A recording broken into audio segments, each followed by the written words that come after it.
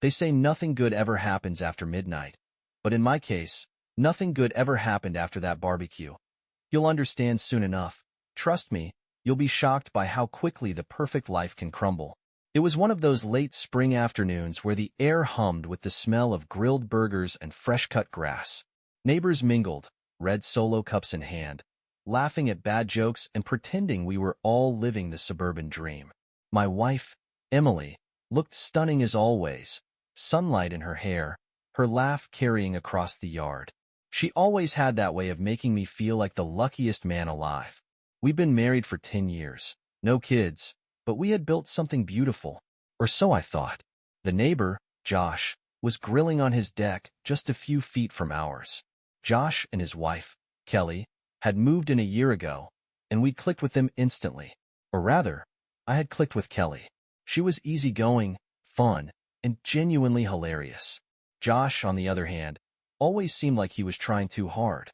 The guy who told crude jokes a little too loud and slapped backs a little too hard. Emily waved me over as I refilled my beer. "Come join us," she called out, a slight flush in her cheeks from the wine. Josh stood next to her, way too close for comfort. His hand rested on the back of her chair as he leaned in, whispering something. She laughed, louder than usual, almost nervous.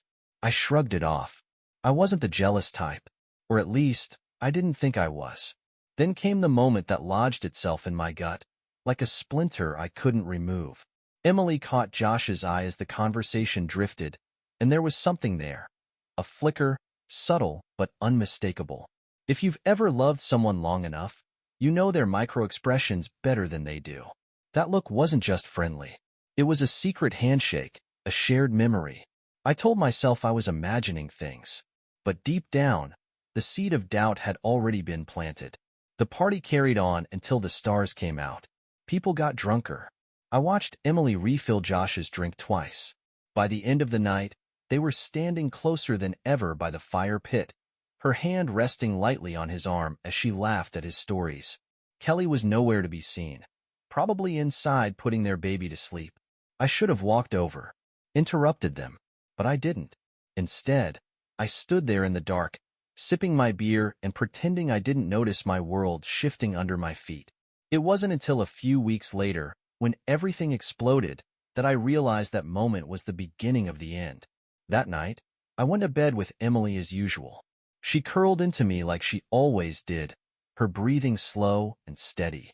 And I lay there wide awake, wondering why I felt like I'd already lost her. When I finally fell asleep, I dreamed of fire. Is this what you had in mind for the opening? Let me know if you're ready for the next part. Vi skazali. Go. Programa ChatGPT skazala. 2. The suspicion grows. The next few weeks felt like a slow burn. On the surface, nothing had changed. Emily still kissed me goodbye every morning before work. We still had our Friday movie nights and lazy Sunday brunches. But I couldn't shake that gnawing feeling, the one that whispered, "Look closer." It started with little things. Emily was suddenly more protective of her phone. She used to leave it charging on the kitchen counter all the time, but now it was either in her hand or face down on the table. And she started texting more. Little rapid taps that stopped the moment I walked into the room. "Who are you texting so much?" I asked one evening, keeping my tone light. She barely looked up. "Oh, just Kelly." I nodded but felt my jaw tighten. Another day, I came home early from work. The house was quiet, too quiet. I wandered into the living room, and there she was, sitting on the couch, staring at her phone with a smile I hadn't seen in a long time. The kind of smile I used to think was reserved for me. When she noticed me, she jumped like I'd caught her mid-crime. "You're home early," she said, her voice a bit too cheerful. "Yeah," I replied slowly. "Slow day at the office." She set her phone down. "I was just scrolling through Pinterest. You know, recipes and stuff." I forced a smile. "Sure." But my mind screamed, "Liar."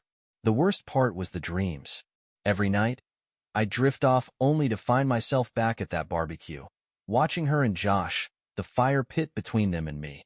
The flames crackled as they whispered to each other, their laughter weaving into the shadows. And no matter how loudly I yelled her name in those dreams, she never looked back. After a week of this, I couldn't stand it anymore.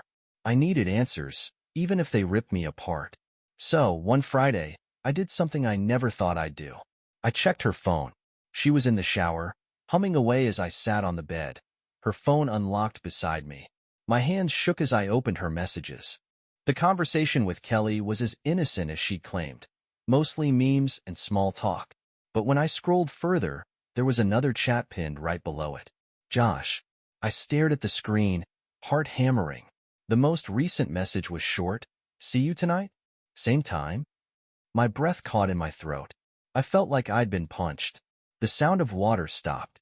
I barely had time to close the app and set the phone down before Emily walked back in, towel wrapped around her. She smiled at me, her cheeks flushed from the steam. Everything okay? She asked, running a hand through her damp hair. I nodded, but inside, I was screaming. That night, I lay next to her, my mind racing. Tonight, same time. What did that mean? Were they meeting somewhere? I needed to know the truth, no matter how much it hurt. The next day, I made a plan. Hey, I said casually over breakfast. Josh mentioned he needed help fixing his garage door. I might stop by and give him a hand this weekend. Emily froze for a split second, so brief that most people wouldn't have noticed. But I did. That's nice of you, she said, taking a sip of coffee. Her voice was steady, but her eyes betrayed her. Gotcha.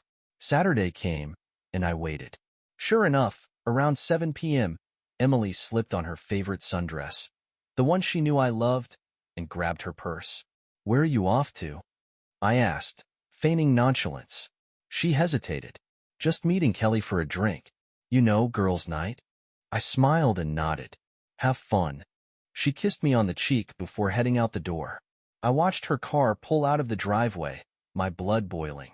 I grabbed my keys and followed her at a safe distance, adrenaline pumping through my veins. She didn't drive toward the bar downtown. Instead, she took a turn toward our own neighborhood, straight to Josh and Kelly's house. She parked a few doors down, looking around like she was making sure no one saw her. Too late, I thought bitterly. I waited until she disappeared inside before stepping out of my car. I wasn't ready to burst in and confront them. No, that would come later.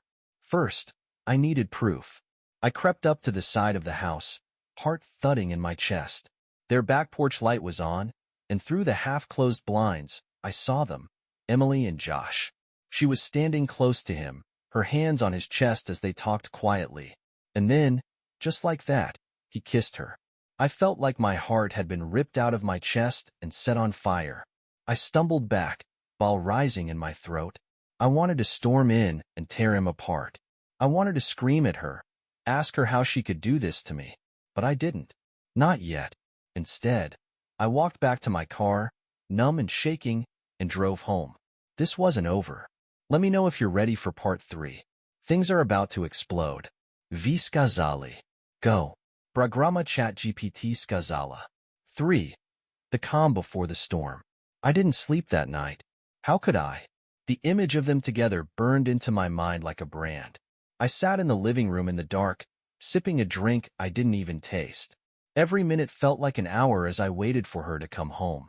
I didn't want to explode at her right away. I wanted to be smart about this. I wasn't just some betrayed husband. No, I was going to make sure they both paid for their betrayal. Just after midnight, I heard the soft click of the door. Emily tiptoed in like a teenager sneaking back after curfew. I stayed where I was, letting the shadows hide me. Late night? I said, my voice calm, almost conversational. She jumped, clutching her chest. Jesus, Adam, you scared me. She flicked on the light. What are you doing up? I shrugged. Couldn't sleep. Thought I'd wait for you. She shifted nervously, brushing her hair behind her ear. Kelly and I lost track of time. Kelly, huh? I said, standing up slowly. You sure about that? She blinked, caught off guard. What's that supposed to mean? I stepped closer, holding her gaze. It means I know you weren't with Kelly. Her face paled. Adam, you're being ridiculous. Am I? I crossed my arms. I followed you, Emily. I saw you walk into Josh's house. I saw you with him. Her mouth opened, but no words came out. Finally, she whispered, You? Followed me? Damn right I did. My voice cracked, but I didn't care.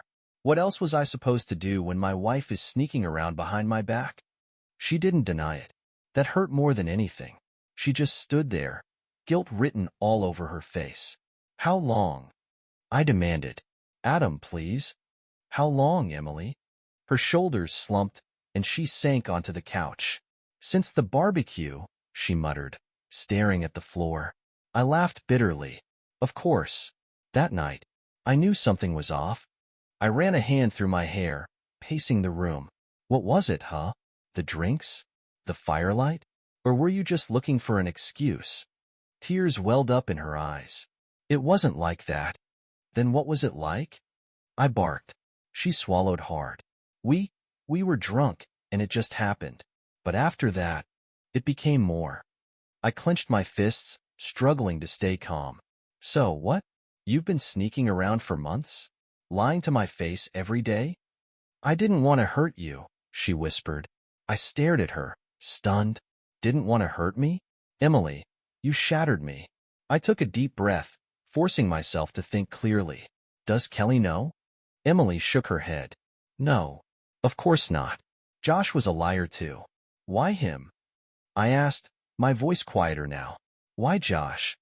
She finally looked at me, her eyes glassy. I don't know. I was lonely, I guess.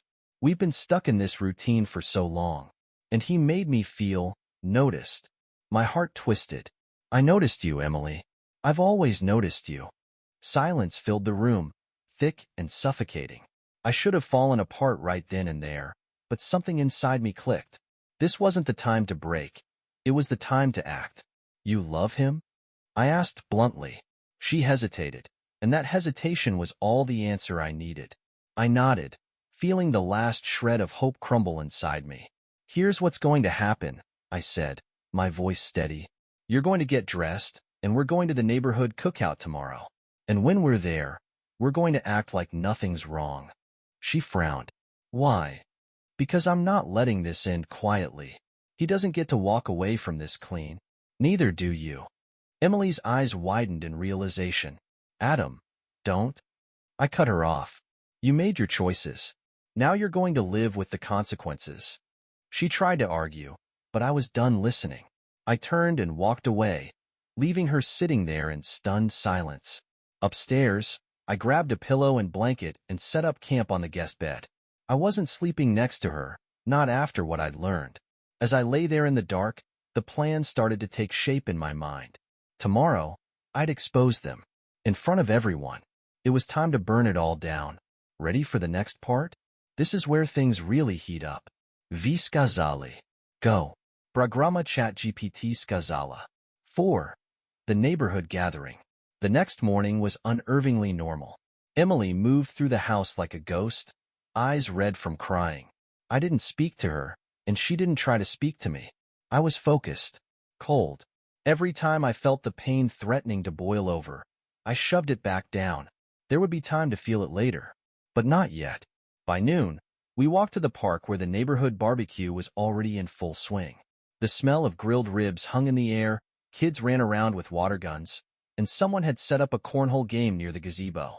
Josh and Kelly were already there, laughing, sipping beers, acting like the perfect couple. The sight of him lit a fire in my chest. He had no idea what was coming. Smile, I muttered to Emily as we stepped onto the grass. She forced a weak smile, but she looked like she might collapse at any moment. I grabbed a beer, exchanged pleasantries, and made my rounds. No one had a clue what was brewing beneath the surface. That's the thing about these suburban get-togethers. Everyone's pretending their life is perfect. The cracks stay hidden behind forced laughter and casseroles. But I was about to blow it all wide open. After a while, I made my way over to Josh. He was standing by the grill, flipping burgers like he owned the place. Josh, I called out, my voice friendly but loud enough to get people's attention. He grinned and waved me over. Adam, about time, man. Want a burger? I smiled, but there was no warmth behind it. Actually, I was thinking we could play a little game instead. He frowned slightly. A game? I nodded and turned to the crowd. Hey, everyone. My voice carried over the chatter. Heads turned. Conversation stopped. Let's play a game. It's called, Who Knows Their Neighbor Best? Emily's face went pale. Josh laughed nervously. Okay, what's this about? I clapped a hand on his shoulder and looked out at the crowd. Simple. I'm going to ask a question, and we'll see who knows the answer. I turned back to Josh. Josh, since you've spent so much time with my wife lately, I bet you know her pretty well. The air shifted. People exchanged glances, sensing the tension. Kelly looked confused. Emily bit her lip, staring at the ground. Josh's grin faltered. Adam, what? I cut him off, my voice razor sharp. Tell me, Josh, what's Emily's favorite drink? He blinked. Red wine. I nodded. Good guess. Now, what's her favorite color? Blue, he said, a little more unsure now. Right again, I said, stepping closer. Now for the real question. I paused, letting the silence build. When did you start sleep with my wife? The crowd gasped. Someone dropped a plate. Kelly's face went white as a sheet. Josh's eyes widened, and Emily let out a soft, horrified, Adam, stop. But I didn't stop. Josh stammered, Man, this isn't the place. Isn't it? I snapped. Why not? Everyone here deserves to know what kind of man you are. I turned to Kelly, who looked like she'd been punched in the gut. Sorry, Kelly. I thought you should find out before you wasted any more time on him. Kelly looked between Josh and me, her face crumbling. Is this true? She whispered. Josh's silence was answer enough. Kelly's hand shot out, slapping him hard across the face. The sound echoed across the park. Josh staggered, touching his cheek. You piece of garbage, she screamed. We have a child, Josh. You disgusting. She couldn't finish. Tears streaming down her face, she grabbed her purse and stormed off, leaving him standing there, humiliated. I took a step back, my heart pounding. The crowd was frozen, their eyes darting between us. Some looked horrified. Others looked entertained. Emily stood in the middle of it all, trembling. Why did you do this? She asked, her voice breaking. I stared at her. Because you didn't just break my heart, Emily. You broke my trust. You broke us. And I wasn't going to let you and Josh get away with it. Tears streamed down her face. I'm sorry. Sorry's not enough, I said.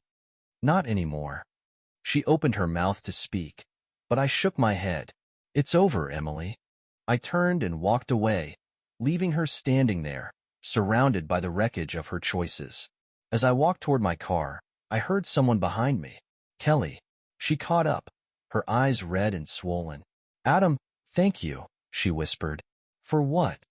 I asked bitterly. For telling me the truth. I would have never known. I nodded. You deserve better. So do you, she said softly before turning and heading toward her house. I got in my car and drove away, the sounds of the party fading behind me. Everything I'd built was gone. But as I watched the road stretch ahead, I realized I was free. Free from the lies, the doubt, the pain. This was the end of something. But maybe it was also the beginning of something new. Let me know if you're ready for the next part. Things aren't over yet. Vi skazali. Go. Programa ChatGPT skazala. 5. The aftermath. The drive home was a blur.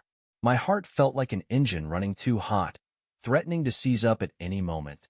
By the time I pulled into the driveway, I realized I had no idea what I was doing next. There was no guidebook for what comes after detonating your entire life in front of your neighbors. When I walked into the house, it felt hollow, empty in a way it hadn't before. Emily wasn't home. Good. I needed space. I stood in the living room for a long time, staring at the wedding photo above the mantel. Our faces beamed with naive happiness, frozen in time. The weight of what had happened finally hit me.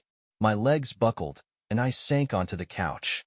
The adrenaline was gone, and all that was left was a crushing sadness. The person I had trusted more than anyone in the world had destroyed me. And yet, part of me still loved her. I hated that. An hour passed, maybe more. I heard the front door creak open. I didn't turn around. Adam?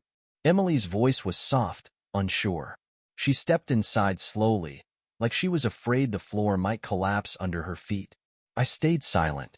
She walked closer and sat in the armchair across from me. I didn't look at her, just stared at the empty space where the wedding photo used to hang. I'd ripped it down without realizing. "Kelly threw him out," she whispered after a long pause. "She's filing for divorce."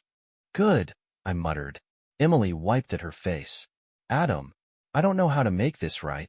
"You can't," I said flatly. Her breath hitched.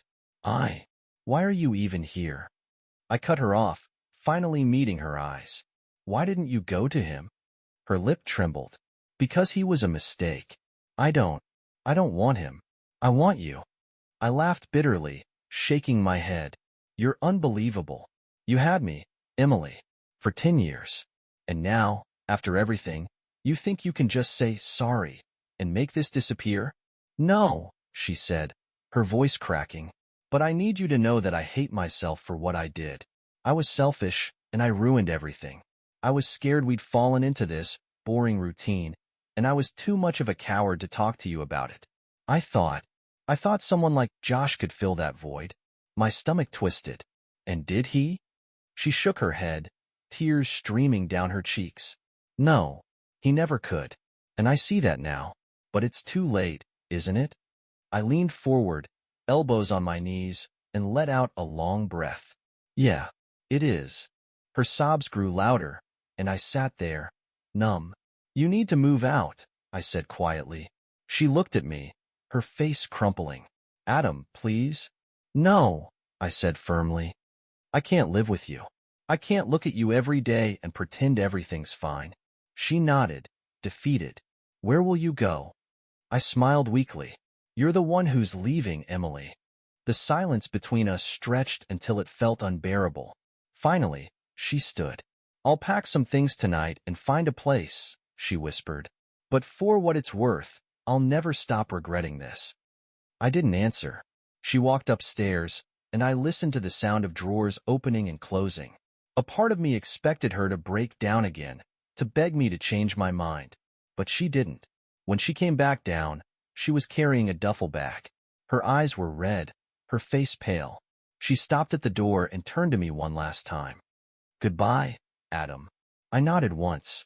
"Goodbye, Emily." And just like that, she was gone.